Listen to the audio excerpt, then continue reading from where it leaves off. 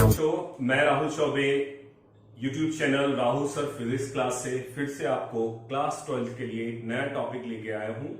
पिछले वीडियो में मैंने आपको सिखाया कि एप्लीकेशन ऑफ गॉस थ्योरम में पहला एप्लीकेशन जिसमें लीनियर चार्ज की वजह से या रेखीय आवेश की वजह से किसी भी बिंदु पर विद्युत क्षेत्र की तीव्रता या इलेक्ट्रिक फील्ड इंटेंसिटी को कैसे मेजर करते हैं।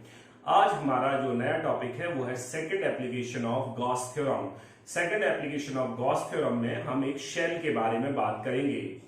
शेल जो होती है वो एक तरीके से खोखला चालक या खोखला कंडक्टर या फिर होलो कंडक्टर होता है।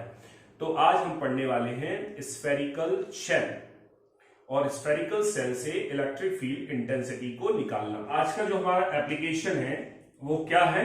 तो हमारा आज का एप्लीकेशन है derive an expression of the electric field intensity at a point due to uniformly charged spherical cell when observation point lies outside the spherical cell, lies at the surface of spherical cell and lies inside the spherical cell। मैं इसको हिंदी में भी बता देता हूं।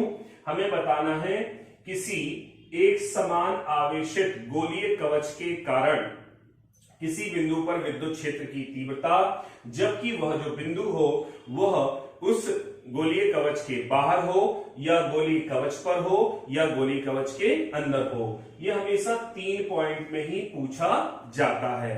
तो आज का हमारा क्वेश्चन है यूनिफॉर्मली चार्ज स्फेरिकल सेल से इलेक्ट्रिक फील्ड निकालना। तो बच्चों, अब हम सीखने वाले हैं कि स्फेरिकल शेल से किसी भी पॉइंट पर इलेक्ट्रिक फील्ड इंटेंसिटी कैसे निकालें। इसके लिए हम सबसे पहले एक स्फेरिकल शेल ले लेते हैं। ये स्फेरिकल शेल ले ली और मैं इसकी रेडियस को, ये सेंटर है और इसकी रेडियस को कैपिटल R मान लेता हूं। Let a spherical shell of radius capital R and center O। अब इससे हम मान लेते हैं कि कोई R डिस्टेंस पर पॉइंट है। सेंटर से R डिस्टेंस पर कोई पॉइंट है P, where we want to find out electric field intensity, where we want to find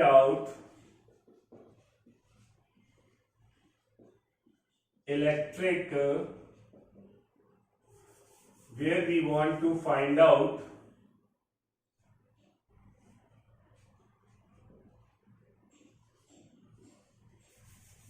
where we want to find out electric field intensity at P point, which is at R distance from O।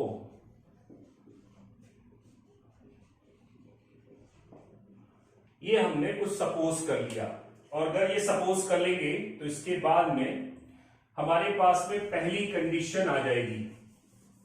ये हमने suppose कर लिया है। अब इसके बाद में हमें पहली कंडीशन लगानी है। पहली कंडीशन क्या है? तो first condition, when observation point lies outside। अब ये आउटसाइड है मतलब इसके बाहर है। R से ये ज्यादा है, इसका मतलब है यहां पर small r is greater than capital R होगा।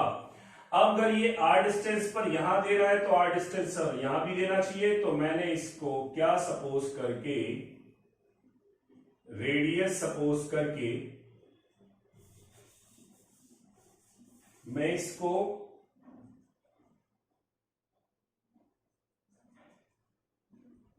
रेडियस सपोज करके एक फील्ड बना देता हूं। अब ये फील्ड क्यों बनी, क्योंकि इस पर कौन सा चार्ज था, प्लस क्यू चार्ज। ये प्लस क्यू चार्ज है। सबसे पहले हमारा फिर वही मेथड, पहले हम चार्ज से फील्ड बनाएंगे, फील्ड में फ्लक्स निकालेंगे, फ्लक्स को गॉस थ्योरम से कंपेयर करेंगे एंड देन हमारी इंटेंसिटी मिल जाएगी। तो मैंने यहां पर एक स्मॉल सरफेस सपोज कर लिया। स्फीयर का एक ही सरफेस होता है, इसमें ये सरफेस का नाम क्या है, ds।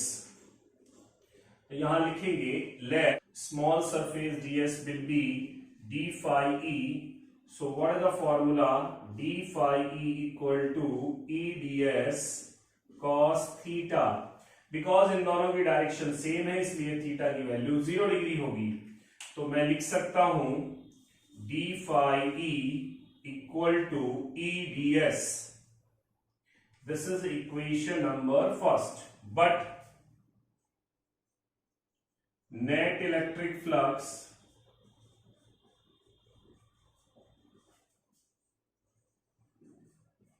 passes through, मैंने बताया था कि जब ये सरफेस बनाता है तो ये गॉसियन सरफेस बन जाता है। Gaussian surface is phi E equal to, क्या करना पड़ेगा, surface integration. So phi E equal to E बाहर surface integration of ds। Surface integration of ds का मतलब होता है total surface area, because it is a sphere, so total surface area is 4 pi are square. So phi E equal to what, E multiply by 4 pi are square. This is equation number second. ये flux हमने major कर लिए। अब इन फ्लक्सों को compare करेंगे Gauss से, but by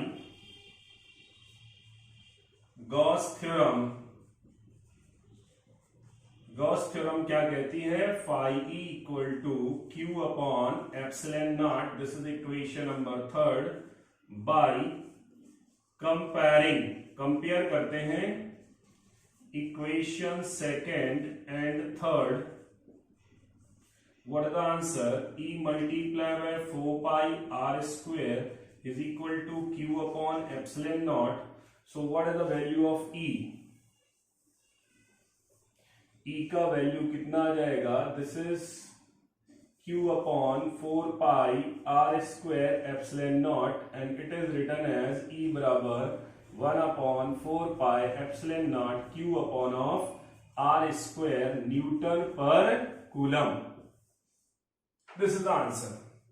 सो हमने इसमें क्या किया था, एक स्फेरिकल शेल ले ली थी, इसको प्लस क्यू चार्ज दिया, से r डिस्टेंस पर एक कोई पॉइंट सपोज किया P, जहां पर इलेक्ट्रिक फील्ड इंटेंसिटी निकालनी थी। पहले हमने स्मॉल सरफेस से निकाली, ये वैल्यू फिर आई नेट, और इसको कंपेयर कर दिया गॉस से, हमें ये वैल्यू गेट हो गई। इसमें अब हम चार्ज के लिए वो चार्ज डेंसिटी वाला फॉर्मूला नहीं रखेंगे, क्योंकि ये एक शेल है और shell is a hollow conductor. मैंने पिछले वीडियो में बताया था कि अगर वो होलो कंडक्टर है तो क्यू के लिए वो चार्ज डेंसिटी वाला फॉर्मूला नहीं रखते। तो ये सबसे पहला पॉइंट हमें गेट हो गया, when observation point lies outside. बच्चों सेकंड पॉइंट है, when observation point lies at the surface of shell. ये कैसे करेंगे, इसमें भी मैंने एक स्फेरिकल क्या बनाना पड़ेगी, शेल। इस स्फेरिकल शेल का वही फिर से रेडियस कितना है, कैपिटल R, ये सेंटर है O, इस पर क्या चार्ज है, प्लस Q, जो कि हमने जब इसको दिया तो इसके सरफेस पर यूनिफॉर्मली डिस्ट्रीब्यूट हो गया होगा। अब हमने यहां से R डिस्टेंस सपोज करी, लेकिन R डिस्टेंस यहीं तक है, मतलब सरफेस पर है, और यहां पर इलेक्ट्रिक फील्ड इंटेंसिटी हम E मानकर चल रहे हैं। और ये वाला पॉइंट P है। तो फिर से हम यहां पर ऐसे स्मॉल सरफेस बनाएंगे, नाम रखा जाएगा ds, फिर से एंगल की वैल्यू 0 डिग्री होगी। अब हमें पूरा डेरिवेशन नहीं करना, अब हम डायरेक्ट करेंगे बाय कंपेयरिंग गॉस थ्योरम। कैसे किया था अपन लोगों ने, E surface integration of EDS बराबर Q upon of epsilon not. इतना हमने जो स्टेप टेक किया था वहीं से लेना है। E को बाहर रखेंगे, surface integration of DS is equal to Q upon of epsilon naught. But यहां ध्यान रखना है कि सरफेस इंटीग्रेशन ऑफ जब DS आप ले रहे हो तो यहां पर भी आंसर 4 पाई और साथ में R स्क्वायर आएगा, बट R की जगह पर कैपिटल R आएगा बिकॉज यहां पर small r equal to capital R है। ये ध्यान रखने वाली चीज है। E मल्टीप्लाई में 4 pi R square equal to Q upon epsilon not, तो E बराबर Q upon 4 pi R square epsilon not हो जाएगा। एंड देन फाइनली फॉर्मूला आएगा E बराबर 1 upon 4 pi epsilon not Q upon of capital R square newton per coulomb. This is the intensity of electric field at the surface of shell. तो उस फॉर्मूले में और इस फॉर्मूले में डिफरेंस क्या हुआ, इसमें स्मॉल r जो है अननोन था, इसमें स्मॉल r कैपिटल R के बराबर है। अब थर्ड पॉइंट जो है, when observation point lies inside. Inside में कैसे करेंगे, तो आंसर है फिर से हमें एक शेल बनानी पड़ेगी, इसका फिर से हमें रेडियस बनाना पड़ेगा कैपिटल R, सेंटर ले लेंगे O, और अब हम यहां से इस पे प्लस Q चार्ज जो है वो यूनिफॉर्मली डिस्ट्रीब्यूट हो चुका होगा और हमें इसके अंदर ही कोई पॉइंट सपोज करना पड़ेगा और उसको रेडियस मानकर ऐसे ऐसे सरफेस को मानेंगे। ये R डिस्टेंस पर है, यहां पर इंटेंसिटी हमें E को मेजर करना है। ये फिर से स्मॉल सरफेस है DS, P पॉइंट ले लिया। अब फिर से वही कहां से स्टार्ट करेंगे, तो हमने जहां से कंपेयरिंग की थी, कंपेयरिंग में क्या किया था, E DS is equals to Q upon of epsilon naught. But हम इस कंडीशन में लिखेंगे इन दिस कंडीशन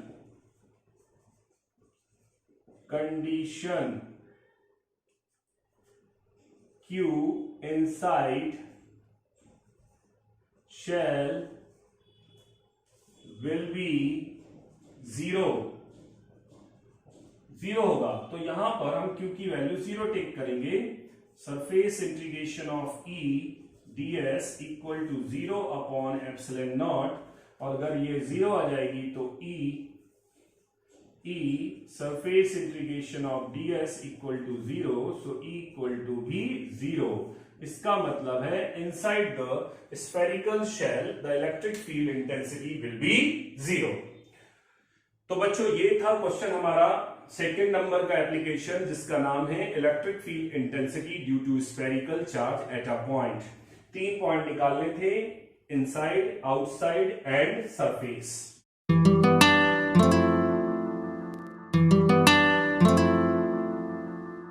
अभी हम लोगों ने 2 एप्लीकेशन सीख लिए हैं, जो कि गॉस थ्योरम के 2 एप्लीकेशन थे, एक तो स्फेरिकल सेल और साथ में ही हम लोगों ने सीखा था यूनिफॉर्मली चार्ज या लीनियर चार्ज की वजह से इलेक्ट्रिक फील्ड इंटेंसिटी निकालना।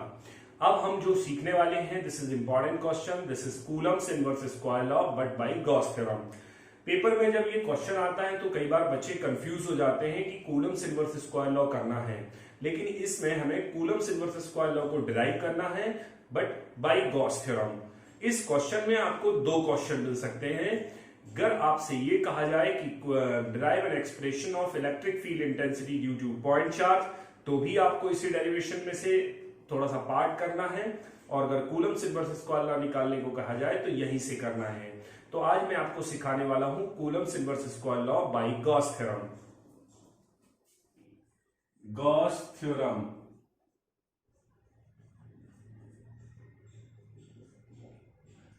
अब Coulomb's inverse square law by Gauss theorem कैसे निकालें, तो सबसे पहले हमें यह समझना पड़ेगा कि कूलम्ब्स में क्या कहा गया था और गॉस थ्योरम में क्या कहा गया, और इसको लेके चलना है और इसको निकालना है। तो थोड़ा सा देख लेते हैं। हमारे कूलम्ब्स इनवर्स स्क्वायर लॉ में फोर्स के बारे में बताया गया था 1/4 पाई epsilon not Q upon of R square, but Gauss theorem में बताया गया है Q upon of epsilon not. अब अभी तक जब भी हमने जितने भी क्लासेस पढ़ी हैं उनमें कहीं भी हमें कोई ऐसा रिलेशन नहीं मिला जिसमें फोर्स का फ्लक्स से रिलेशन हो। तो अब हम ये कैसे करें, तो हमें कुछ इसका सॉल्यूशन या सब्स्टिट्यूट सपोज करना पड़ेगा।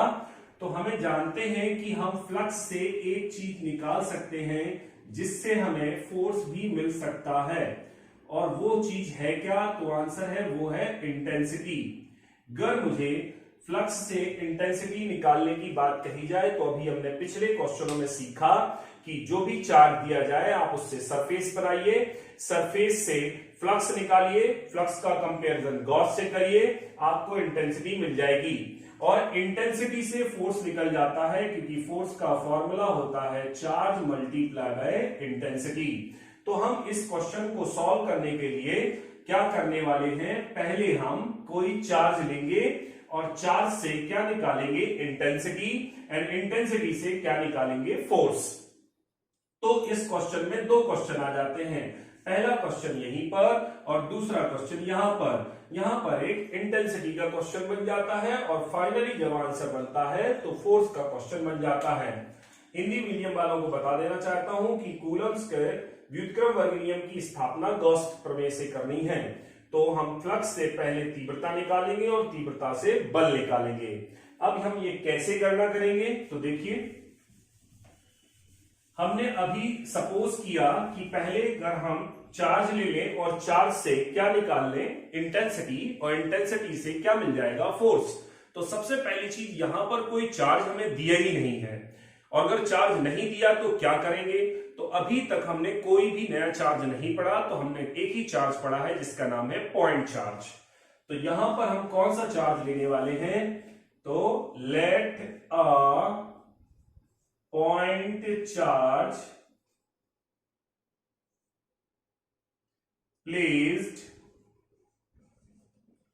Inside a closed surface at point O plus Q point O।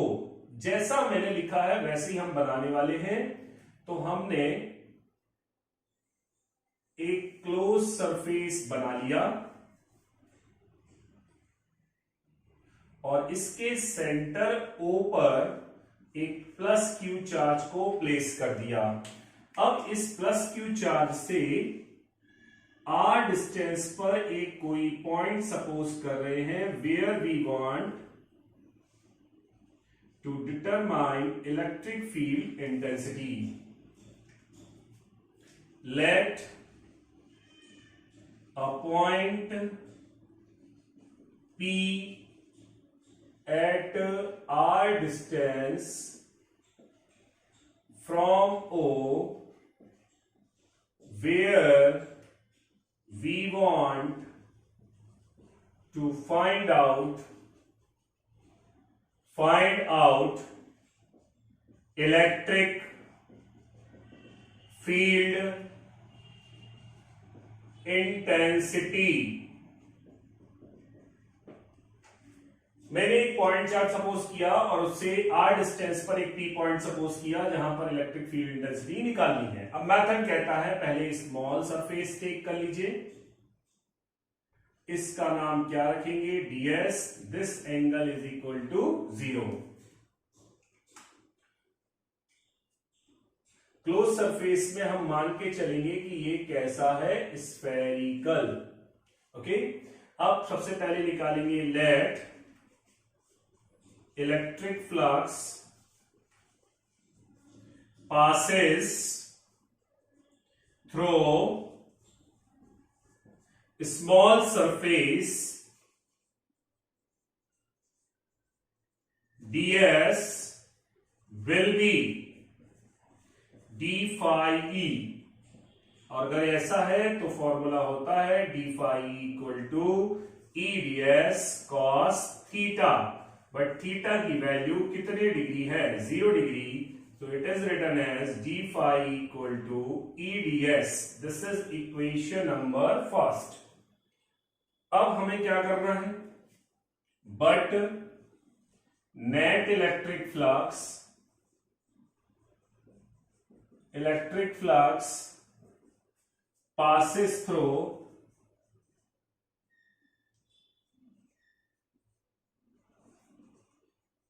spherical surface, आप इसे गॉसियन सरफेस भी बोल सकते हैं। कैसे लिखेंगे? Phi E equal to surface integration of EDS, phi E equal to same method जो हमने प्रीवियस क्वेश्चन में किया था, this is DS, but DS का सरफेस इंटीग्रेशन का मतलब है total surface area, because it is a sphere, so हम इसको 4 पाई आर स्क्वायर लेंगे। फाई ई बराबर E multiply by 4 pi are square, this is equation number second. हम जानते हैं कि पहले फ्लक्स निकालने के बाद में हम इसे गॉस से कंपेयर करेंगे, तो बट बाय गॉस थ्योरम कहती है क्लोज सरफेस से कैसे कितने फ्लक्स जाते हैं, तो आंसर है phi E equal to Q upon epsilon naught, this is equation number third. अब क्या कर दिया जाएगा? By comparing equation second and third, what is the answer? The answer is E multiply by 4 pi are square equal to Q upon epsilon naught, और इसे answer में क्या लिखा जा सकता है? तो आंसर है E बराबर 1 upon 4 pi epsilon naught Q upon of are square, this is equation number fourth. अब यहां तक अगर हम डेरिवेशन को बच्चों छोड़ दें तो ये डेरिवेशन हमारा एक नया क्वेश्चन बनाता है यहां तक, electric field intensity due two point charge. तो पेपर में अगर आपको क्वेश्चन आता है कि electric field intensity due two point charge, तो आप यहां तक इसको छोड़ दीजिए। लेकिन हमें यहां पर अभी निकालना क्या है? Coulomb's inverse square law by Gauss theorem. तो आगे कैसे करेंगे देखते हैं। अभी हम लोगों ने इंटेंसिटी को मेजर कर लिया है, अब इंटेंसिटी के बाद में फोर्स निकालना है। मैंने बताया था कि इंटेंसिटी और फोर्स में रिलेशन होता है intensity force equal to intensity multiply by charge. मैं सपोज कर लेता हूं कि कोई टेस्ट चार्ज यहां पर रखा हुआ है जिसका नाम Q नॉट है, तो let a test charge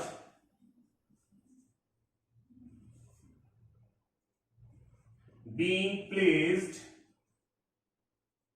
at P, then force act on it, किसी भी फील्ड में किसी चार्ज पर अगर फोर्स निकालना है तो उसका फॉर्मूला है F equal to charge multiply by intensity.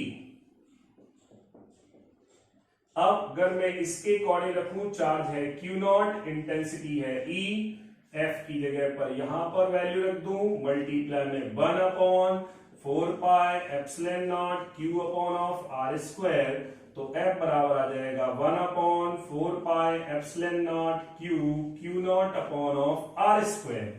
ये जो है वो प्रोपोर्शनलिटी साइन है, अगर मैं इसको हटा दूं तो ये मिलता है Q naught upon of are square.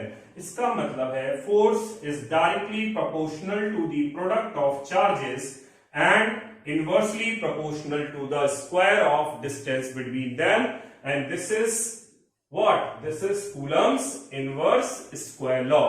तो ये क्वेश्चन क्या था? ये क्वेश्चन था Coulomb's inverse square law by Gauss theorem. Thank you very much.